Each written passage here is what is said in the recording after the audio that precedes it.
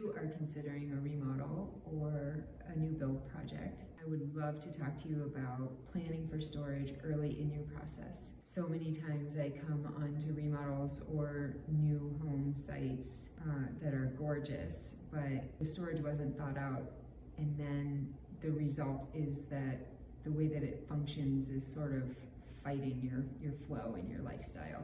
So things to consider are where to place windows, where to place doors on a closet. You don't want to have a door offset so that it's limiting use of one side of the closet or anything like that. There's a lot of considerations.